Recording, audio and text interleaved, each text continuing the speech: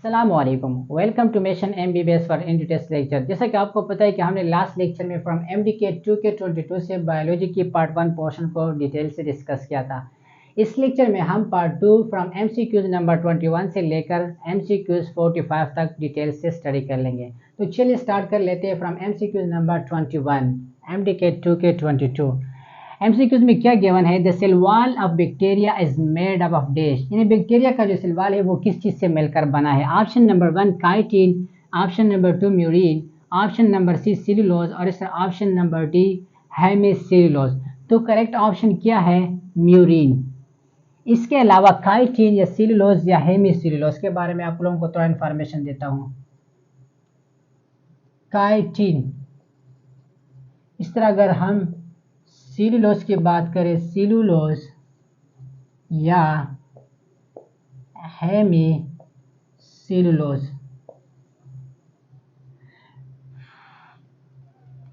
Fungi का जो cell wall है वो काइटिन से मिलकर बना है एमसीक्यूज पॉइंट ऑफ व्यू से। इस तरह अगर प्लांट्स की बात करें, प्लांट्स और एल्गी, यानी प्लांट और एल्गी का जो सेल वॉल है वो किस चीज से मिलकर बना है? सेल्यूलोज या हेमिसेल्यूलोज। और ये क्या है? पॉलीसेकेराइड। पॉलीसेकेराइड। अब किस तरह एमसीक्यूज दे सकते हैं? Test the fungi is made up of dash chitin, the cell wall of plant या algae is made up of dash cellulose, hemicellulose या बोथ। अगर ऑप्शन होगा तो आप लोगों ने बोथ को करेक्ट कर लेना है। Okay okay. MCQs number 22। MCQs number 22 में क्या गिवन है कि which one is a common both prokaryote and eukaryote cell, यानी यूकैरियोट और प्रोकैरियोट सेल में ऐसा कौन सा कैरेक्टर है जो दोनों में कॉमन है? इस तरह एमसीक्यू सोल्व करने के लिए आसान सा ट्रिक्स ये है कि आप लोगों ने कंपेयर कर लेना है सेल को। तो eukaryote cell as compare to prokaryote cell most complex है। इस तरह आपको पता है कि प्रोकैरियोट सेल्स के अंदर जो ऑर्गेनेल्स होते हैं वो नॉन मेम्ब्रेन बॉन्डेड ऑर्गेनेल है। इस तरह अगर प्रोकैरियोट सेल्स के अंदर ऑर्गेनेल्स को देख ले तो वो मेम्ब्रेन बॉन्डेड ऑर्गेनेल है। तो आप लोगों ने क्या कर लेना है? प्रोकैरियोट्स पे जाना है और प्रोकैरियोट का ऐसा कौन सा कैरेक्टर है जो यूकैरियोट के साथ क्या है? कॉमन है। तो चलिए ऑप्शन को देख लेते हैं। जो फर्स्ट वन ऑप्शन है वो है साइटोप्लाज्मिक स्ट्रीमिंग मूवमेंट। अब जो साइटोप्लाज्मिक स्ट्रीमिंग मूवमेंट है ये due to mitochondria and cytoskeleton, और हमें पता है कि माइटोकॉन्ड्रिया और साइटोस्केलेटन क्या है? Membrane bonded organelle. अब जो ऑप्शन नंबर 2 है बाइनरी फिशंस, अब ये करेक्टर किस चीज का है? प्रोकैरियोट। क्योंकि हमें पता है कि जब सेल डिवाइड होता है, ठीक है, बाइनरी फ्यूजन, ये किस चीज के साथ होता है? बाइनरी फ्यूजन प्रोकैरियोट्स के अंदर। इस तरह अगर थर्ड ऑप्शन को देख ले, न्यूक्लियर एनवलप, यानी न्यूक्लियस के ऊपर जो एनवलप्स होता है वो क्या होता है? मेम्ब्रेन बॉन्डेड ऑर्गेनेल में आता है। तो इसका जो करेक्ट ऑप्शन होगा वो राइबोसोम्स होगा, जो दोनों में कॉमन है। अब हमें पता है कि राइबोसोम्स क्या होता है? Non membranous bonded organelle, non membranous bonded organelle. Okay. अब एमसीक्यूज नंबर 23 में क्या गिवन है? There is no clear difference between dendrites and axon and sensory neuron. अब सेंसरी न्यूरॉन की बात हो रही है तो कौन सा ऑप्शन करेक्ट होगा? थिकनेस, लेंथ या टर्मिनल पोर्शन या डी? तो ये जो एमसीक्यूज है, यानी एमसीक्यूज नंबर 23, ये बॉक्स स्टेटमेंट है। अब इसका जो करेक्ट ऑप्शन है वो है क्या? Terminal portion. इस तरह आपको पता है, अगर मैं ड्रा कर लूँ इसको, सेंसरी न्यूरॉन को, अगर आप लोगों ने डायग्राम्स को स्टडी किया हो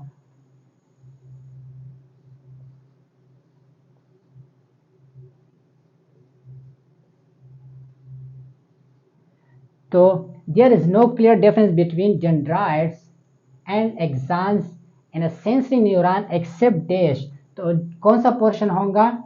terminal portions. Okay. MCQs number 24 में क्या गिवन है? The neurotransmitter active outside the CNS is dash. अब आउटसाइड द सीनेस की बात हो रही है, आउटसाइड सीएनएस यानी सेंट्रल नर्वस सिस्टम। अब कौन सा करेक्ट ऑप्शन होगा? एसिटाइल कोलाइन या डोपामाइन, इस तरह सेरोटोनिन या डी ऑप्शन ग्लूटामेट? तो करेक्ट ऑप्शन क्या है? Outside the CNS acetylcholine, acetylcholine. अगर इस तरह एमसीक्यूज पूछते, the neurotransmitter active inside the cell, अगर इनसाइड द सेल पूछती तो फिर करेक्ट ऑप्शन कौन सा होता? डोपामाइन इस तरह, या सेरोटोनिन, इसके अलावा एपिनेफ्रिन या नॉरएपिनेफ्रिन करेक्ट ऑप्शन होता। ओके, नंबर 25 में क्या गिवन है? A hormone that play important role in social bonding, child milk ejaculation, sexual reproduction. Option number 1 estrogen, number 2 prolactin, number 3 oxytocin और इस तरह लास्ट वन सिक्रेटिन। तो correct option कौन सा होगा? Option number C. इसके अलावा बाकी ऑप्शन को भी देखते हैं। एस्ट्रोजन जो हार्मोन होता है ये क्या है? फीमेल हार्मोन है और इसका फंक्शन क्या है? काज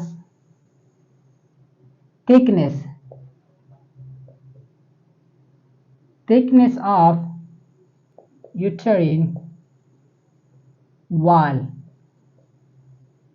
और इसके अलावा inhibit FSH and luteinising hormone. Follicle stimulating hormone या ल्यूटेनाइजिंग हार्मोन को क्या कर लेता है? इनहिबिट कर लेता है। ऑप्शन नंबर 2 प्रोलैक्टिन, इसका फंक्शन क्या है? एक ये तो ब्रेस्ट डेवलपमेंट कर लेता है, डेवलपमेंट, और इसके अलावा रिस्पॉन्सिबल फॉर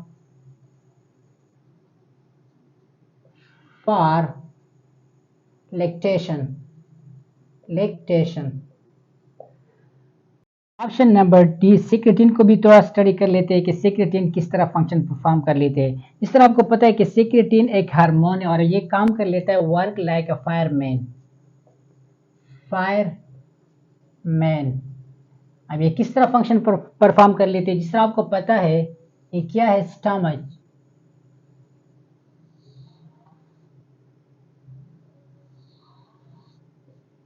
और इसके साथ ये है पैंक्रियास, और इसके साथ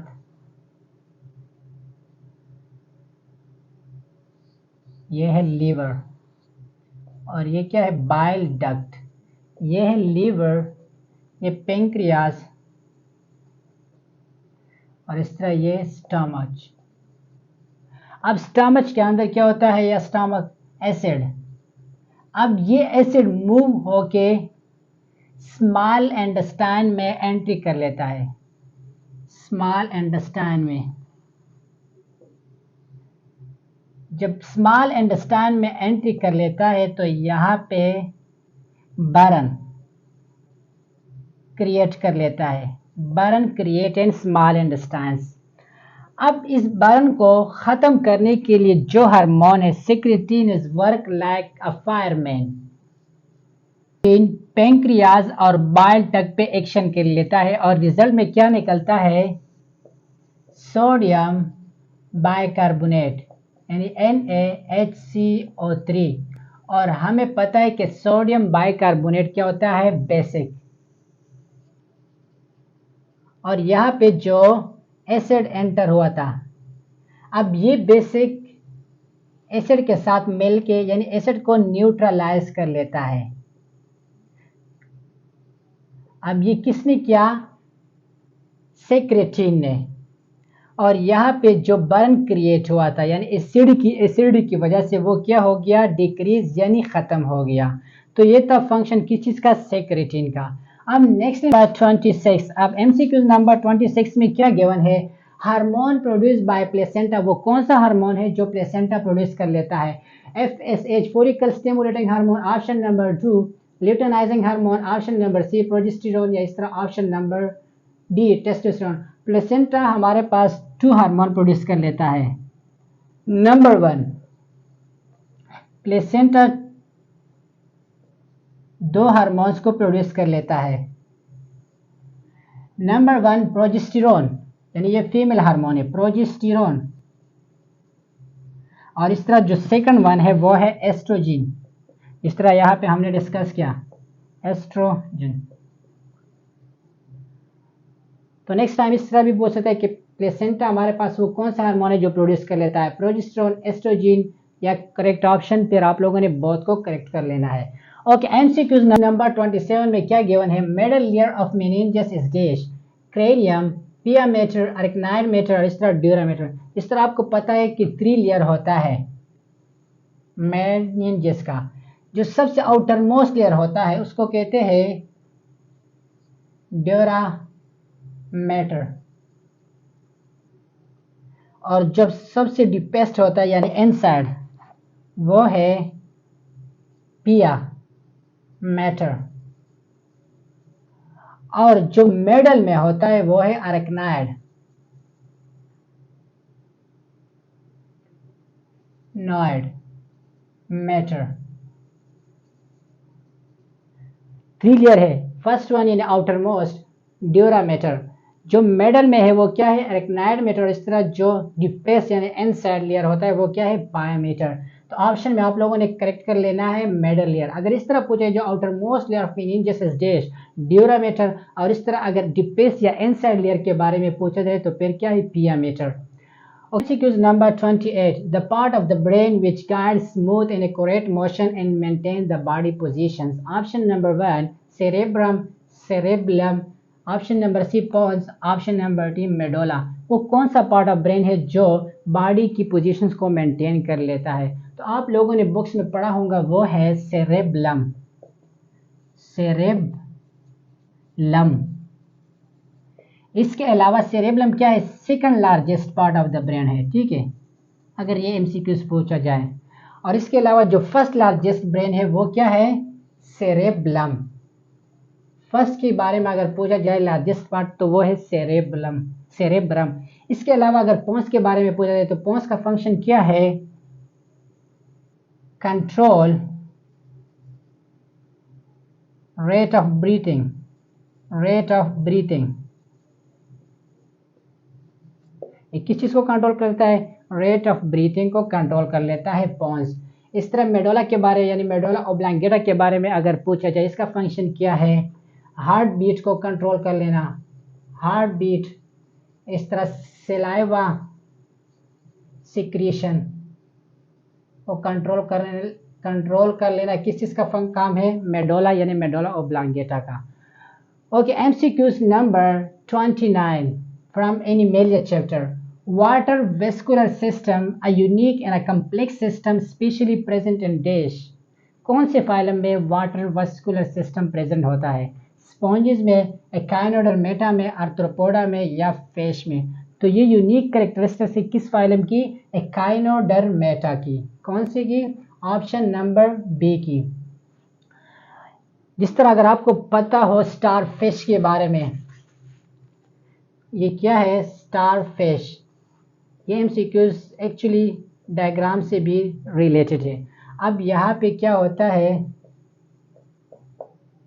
छोटे छोटे पोर्स होते हैं और इन पोर्स की मदद से वाटर एंट्री कर लेता है और इसको क्या कहते हैं मेड्रोपोएट, ठीक है। तो करेक्ट ऑप्शन क्या होगा एकाइनोडर्मेटा। अब ऑप्शन नंबर 30 में, अब MCQs number 30, round worm belong to which of the following phylums? Annelids, option number 2 nematodes, option number C coelenterate, इस तरह ऑप्शन नंबर 3 प्लेटीहेलमिन्थस। जो राउंड वार्म्स होते हैं वो किस चीज के साथ बिलोंग कर लेता है नेमाटोड्स के साथ, बुक्स लाइन से। अब नेमाटोड इज आल्सो कॉल्ड शिलमेंथस, शिलमेंथस। इस तरह भी आप लोगों से पूछ सकता है कि round worm belong to which of the following. अगर नेमाटोड्स के बजाय एशिलमेंथस होता तो आप लोगों ने करेक्ट किस चीज को कर लेना था aschelminthes. Okay, MCQ number 31, silver fish is या and dash insect, jewel fish या मोलस्क? तो करेक्ट ऑप्शन क्या होगा एमसीक्यूज में इंसेक्ट बुक लाइन है, ठीक है। और ये किस चीज का क्लास है जो सिल्वर फिश है ये क्लास ऑफ इंसेक्टा का, क्लास ऑफ इंसेक्टा। अगर फाइलम के बारे में पूछा जाए तो ये आर्थ्रोपोड्स का यानी arthropoda, arthropoda. Okay, MCQs number 32, tissues are not found in which of the following animal? Flatworm, cnidarian, sponges या राउंड वार्म? तो करेक्ट ऑप्शन कौन सा होगा स्पॉन्जेस। जिस तरह आपको पता है फाइलम पोरेफ्रा के बारे में, फाइलम पोरेफ्रा। अब फाइलम पोरेफ्रा में क्या होता है टिश्यूज या आर्गन प्रेजेंट नहीं होते, ठीक है, और इसके अंदर फिर स्पॉन्जेस होते हैं। Okay, MCQs number 33 from MDK 2K22। MCQs number 33 में क्या मेंशन है? Enzymes lower the activation energy by stabilising the transition state of metabolic reaction due to option number 1 rearranging the fatty acid in active sites, option number B distorting the molecule in allosteric sites, option number C changing condition within the active sites, option number D changing condition with the protein framework. सबसे पहले इस MCQs के concept को समझ लेते हैं। जिस तरह एमसीक्यूज के स्टार्ट में मेंशन है एक्टिवेशन एनर्जी। अब ये एक्टिवेशन एनर्जी क्या चीज है? यानी the minimum amount of energy required in a reaction to convert reactant into product, यानी वो मिनिमम एनर्जी जो रिएक्टेंट को कन्वर्ट कर लेता है प्रोडक्ट में, तो इसको हम क्या कहेंगे? Activation energy. अब जिस तरह एमसीक्यूज में मेंशन है कि enzymes lower the activation energy. अब एंजाइम्स का फंक्शन क्या है? एक्टिवेशन एनर्जी को क्या कर लेता है? लोअर कर लेता है, और इसके रिजल्ट में जो ट्रांजिशन स्टेट होता है वो क्या होता है? स्टेबल। किस तरह होता है? लेट्स सपोज हमारे बुक्स में एक रिएक्शन गिवन है, हाइड्रोजन पर ऑक्साइड यानी H2O2 ये कन्वर्ट होता है प्रोडक्ट्स में H2O प्लस O2। अब इसको बैलेंस करने के लिए यहाँ पे भी 2 लगाएंगे और यहाँ पे 2। अब ये बैलेंस हो गया। अच्छा, यहाँ पे एक बात नोट्स कर ले जो कि बहुत इंपॉर्टेंट है। जिस तरह अगर ये रिएक्शन हमने कन्वर्ट कर दिया प्रोडक्ट्स में, अगर ये रिएक्शंस एब्सेंस ऑफ कैटालिस्ट होगा, एब्सेंस ऑफ कैटालिस्ट यानी एंजाइम्स की गैर मौजूदगी में, एंजाइम्स की गैर मौजूदगी में, तो इसके लिए जो एनर्जी रिक्वायर होगा वो 86 किलो जूल पर मोल, यानी जो एक्चुअली हमारे पास क्या है? Activation energy. अब यही रिएक्शन अगर हम कैटालिस्ट के मौजूदगी में प्रोडक्ट में कन्वर्ट कर ले, यानी एंजाइम्स के मौजूदगी में, तो इसके लिए जो एनर्जी रिक्वायर होगा वो 1 किलो जूल पर मोल होगा। यानी ये एक्चुअली जो 1 किलो जूल पर मोल एनर्जी ये क्या है? Activation energy. अब इस रिएक्शन को हम ग्राफ की शक्ल में शो कर लेता है। किस तरह? लेट्स सपोज ये हमारे पास क्या है? एक ग्राफ है।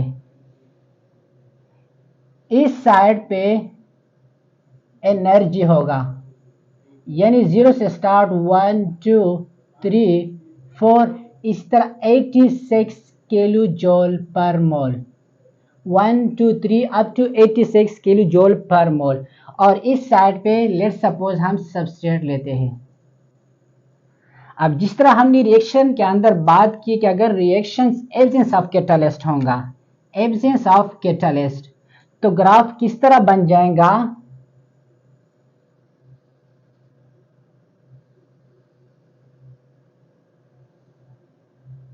अब ये किस चीज का ग्राफ है? जब हमारे पास एंजाइम्स मौजूद नहीं था। अब जब एंजाइम्स मौजूद होगा तो ग्राफ किस तरह बन जाएगा? 1 किलो जूल पर मोल। और इस तरह जब हमारे पास एंजाइम्स एब्सेंस था तो अप टू 86 ग्राफ ऊपर चला गया था। ओके, यहाँ पे जो स्टेट्स होगा और यहाँ पे, इसको हम क्या कहेंगे? Transition state. अब ट्रांजिशन स्टेट वो स्टेट होता है या तो प्रोडक्ट में कन्वर्ट होता है या रिएक्टेंट में वापस, ड्यू टू इट्स स्टेबिलिटी,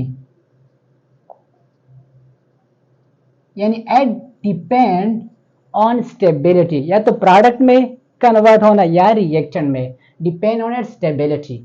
अब यहाँ पे देख ले, यहाँ पे जो ट्रांजिशन स्टेट है और यहाँ पे ट्रांजिशन स्टेट और यहाँ पे जो ट्रांजिशन स्टेट है, यानी ये एंजाइम्स की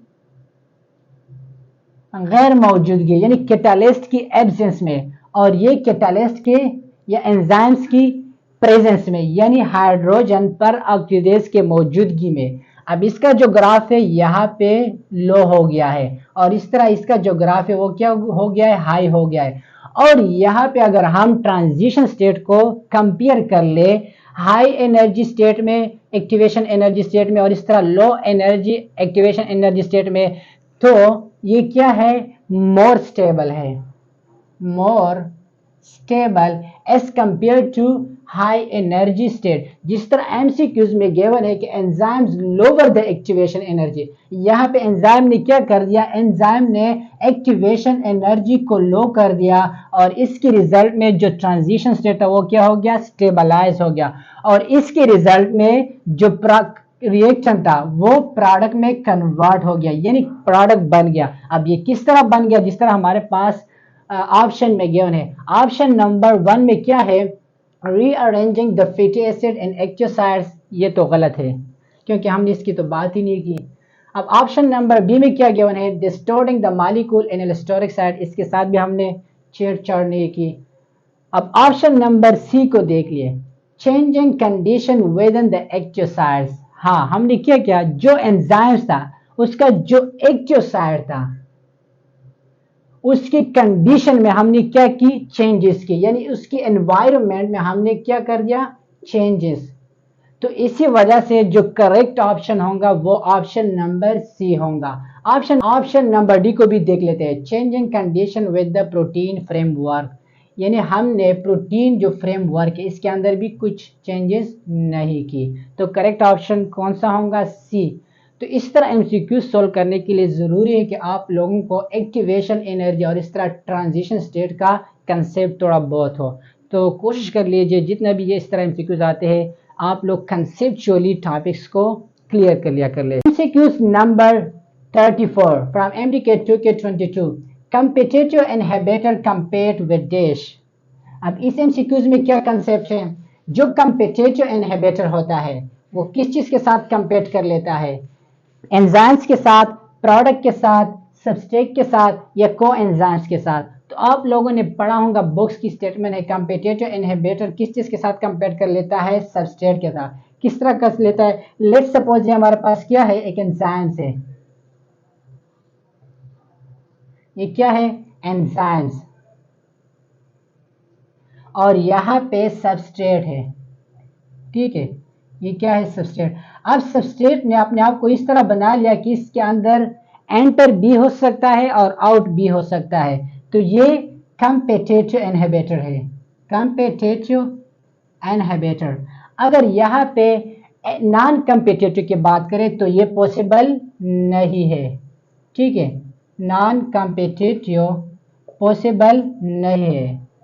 ओके, तो करेक्ट ऑप्शन क्या होगा, substrate. Okay, MCQs number 35. Non-competitive inhibitor molecule have dash. Option number 1, a similar structure to normal substrate molecule. Option number B, a quite different structure from the substrate molecule. Option number C, a different conformation but fit into active sites. Option number D, a similar conformation but fit into active sites. आपके जहन में correct option कौन सा होगा, video को pause कर लिए, बाद में मैं आप लोगों को आंसर दे दूंगा। ओके, इसका ऑप्शन क्या है, a quite different structure from the substrate molecule. जिस तरह यहाँ पे हमने ग्राफ में पहले ही शो किया कि कम्पिटिटिव इनहिबिटर क्या चीज़ होता है, इस तरह नॉन कम्पिटिटिव। जो कम्पिटिटिव इनहिबिटर होता है उसका जो स्ट्रक्चर होगा वो सिमिलरिटी के बेस होगा, यानी a similar structure to a normal substrate molecule is dash, competitive या नॉन कम्पिटिटिव। तो करेक्ट ऑप्शन कौन सा होगा, कॉम्पिटिटिव। और यहाँ पे एमसीक्यूज में क्या गया है कि नॉन कम्पिटिटिव, तो इसके लिए जो स्ट्रक्चर होगा वो क्वाइट डिफरेंट होगा फ्रॉम द सबस्ट्रेट मॉलिक्यूल, जिस तरह यहाँ पे हमने ग्राफ के अंदर शो किया, डायग्राम्स के अंदर शो किया। Okay, MCQs number 36. Zinc ion is attached at the active sites of the enzyme carboxypeptidase. The zinc ion function is dash. Option number 1, coenzyme molecule. Option number B, an activator. Option number C, an inhibitor molecule. Option number D, an controller of allosteric sites. Function like dash. तो ये क्या होगा, activator. आप लोगों ने पढ़ा होगा books में आयरन या इस तरह जिंक या इस तरह मैग्नीशियम, तो ये क्या है,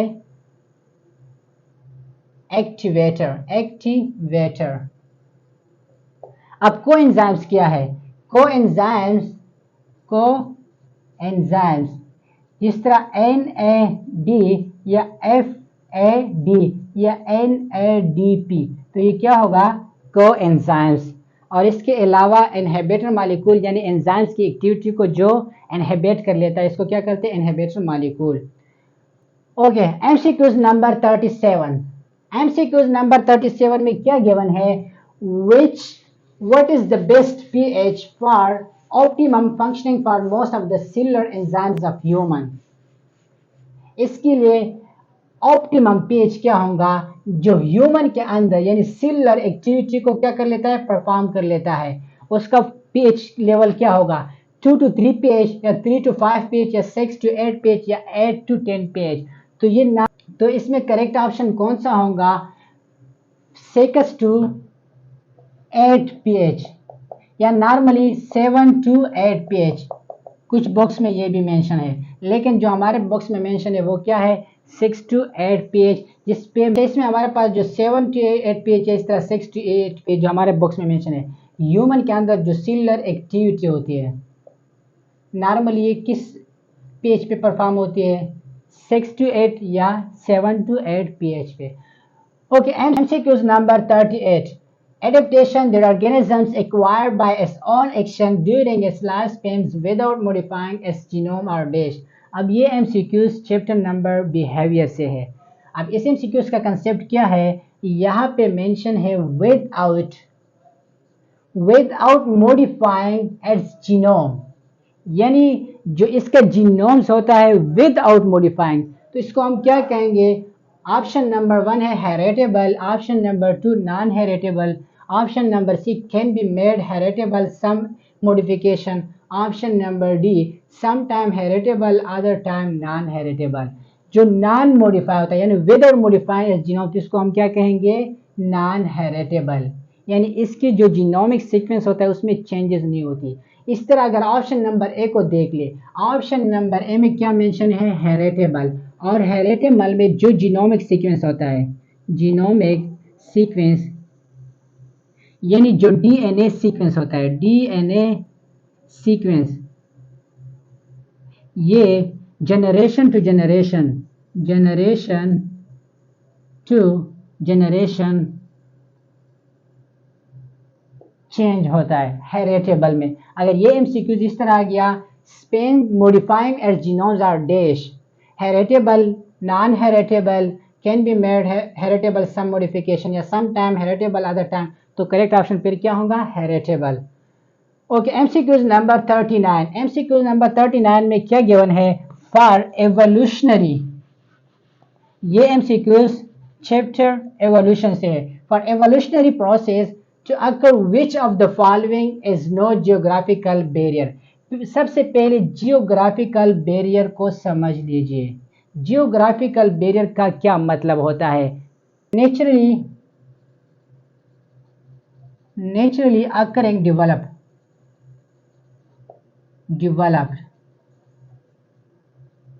या और water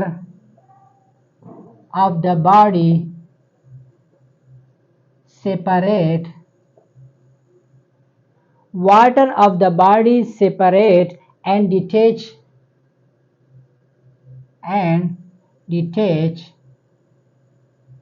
area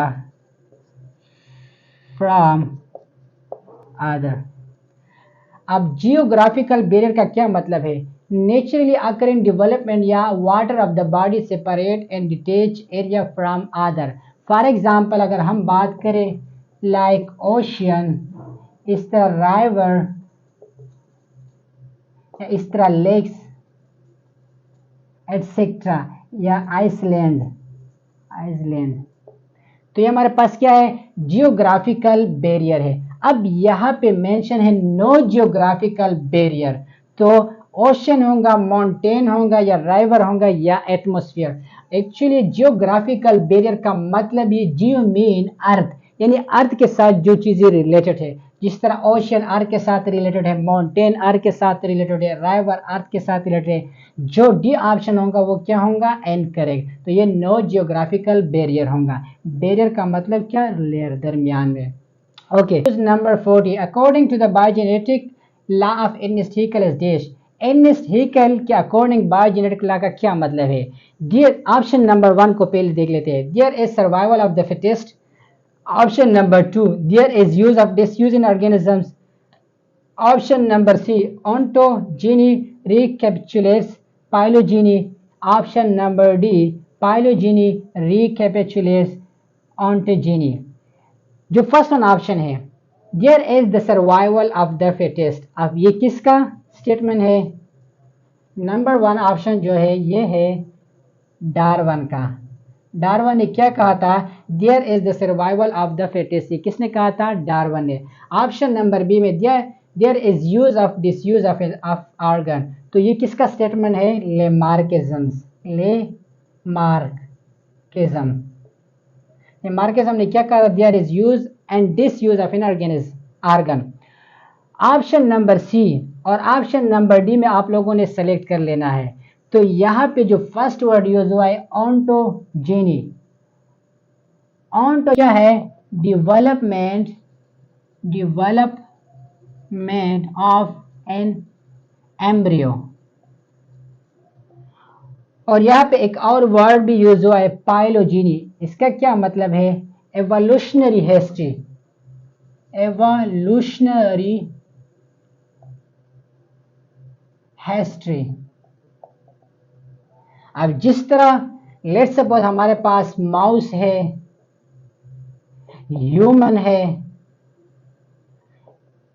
इस तरह चिकन है, इसका जो एम्ब्रियो है,